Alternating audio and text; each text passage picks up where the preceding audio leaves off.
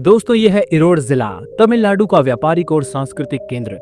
तमिलनाडु के पश्चिमी भाग में मौजूद इरोड जिला अपनी समृद्ध संस्कृति, कपड़ों के उद्योग, कृषि उत्पादों और ऐतिहासिक धरोहरों के लिए जाना जाता है। इस जिले का नाम सुनते ही आंखों के सामने सूती और टेरिकॉट कपड़ों की चमक, हल्दी की महक और कावेरी नदी के किनारे बसे मंदिरों की भव्यता उभरने लगती है। इरोड को तमिलनाडु की टेक्सटाइल सिटी और हल्दी नगरी भी कहा जाता है। तो चलिए आज हम आपको इस खास जिले की अर्थव्यवस्था, जनसंख्या, ऐतिहासिक स्थलों और कई अनसुनी चीजों के बारे में बताएंगे। इरोड जिला तमिलनाडु के सबसे विकसित और औद्योगिक जिलों में से एक है। ये राज्य के पश्चिमी भाग में मौजूद है और इसकी सीमाएं कर्नाटक और केरल से लगती हैं। इरोड को कोयम्बटूर, सलेम और तिरुपुर जैसे बड़े व्यापारिक केंद्रों के बीच में होने का फायदा मिलता है। ऐसा कहा जाता है कि प्राचीन काल में ये इलाका एक किले यानी इरुओडई, दो नहरों से घिरा किला के लिए प्रसिद्ध था, जिससे इसका नाम इरोड पड़ा। ये जिला प्राचीन चोल, पांड्य और कंगुनाडु साम्राज्य का हिस्सा था, जिसकी वजह से यहाँ कई ऐतिहासिक मंदिर और विरासत की जगहें देखी जा सकती हैं। साल 2011 की जनगणना के अनुसार इरोड जिले की कुल जनसंख्या लगभग 22 लाख थी, जो लगातार बढ़ रही है।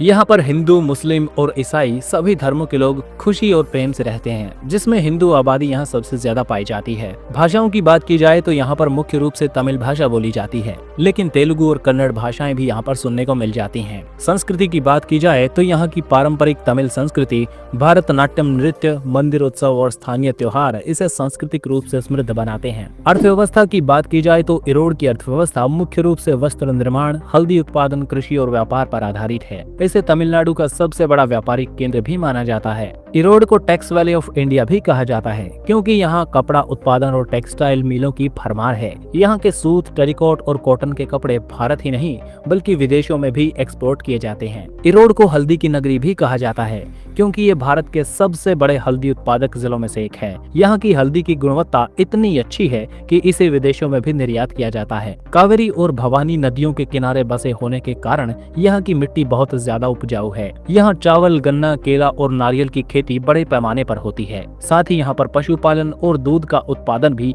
काफी ज्यादा किया जाता है। इरोड चमड़े के उद्योग में भी काफी आगे माना जाता है। यहाँ के चमड़े से बने जूते और बैग देश भर में सप्लाई किए जाते हैं। अगर आप इरोड घूमने का प्लान बना रहे हैं तो इन जगहों पर घूमना बिल्कुल भी मत भूलिएगा।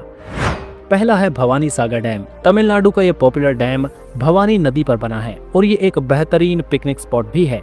इसके अलावा संगमेश्वर मंदिर कावेरी और भवानी नदी के संगम पर मौजूद है। ये मंदिर बहुत ही पवित्र माना जाता है। इरोड के खान पान की बात की जाए तो ये डिशेज तमिलनाडु की पारंपरिक खाने की शैली को दर्शाते हैं। यहाँ का भोजन मसालेदार और स्वादिष्ट होता है। इरोड में हल्दी दूध काफी ज्यादा फेमस है। इरोड की खास हल्दी से बना ये दूध सेहत के लिए बहुत ही फायदेमंद होता है। बिरयानी की बात करें तो यहाँ की दम बिरयानी अपने अनोखे स्वाद के लिए मशहूर है। दक्षिण भारत की कोई भी जगह हो, इडली डोसा के बिना वहाँ का खाना पूरा नहीं होता। ये खास डिश भी यहाँ पर अलग स्वाद में मिलती है। यातायात के साधनों की बात की जाए तो इरोड रेलवे स्टेशन दक्षिण भारत के प्रमुख रेलवे जंक्शनों में से एक है, जहां से देश के कई बड़े शहरों के लिए ट्रेनें मिल जाती हैं। सड़क मार्ग की बात की जाए तो इरोड सड़क मार्ग से बहुत ही अच्छी तरह से जुड़ा है। यहां से कोयम्बटूर, सलेम और तिरुपुर तक सीधी बस और टैक्सी सेवाएं मिलती हैं। हवाई मार्ग की बात की जाए तो इरोड से सबसे नजदीकी हवाई अड्डा कोयम्बटूर इंटरनेशनल एयरपोर्ट है, जो यहाँ से 90 किलोमीटर की दूरी पर मौजूद है, जहाँ से देश और विदेश के लिए सीधी फ्लाइट्स मिल जाती हैं। तो दोस्तों ये था तमिलनाडु का व्यापारिक और ऐतिहासिक इरोड जिला। अगर आपको ये जानकारी पसंद आई तो इसे लाइक कीजिए और हमारे चैनल को सब्सक्राइब कीजिए।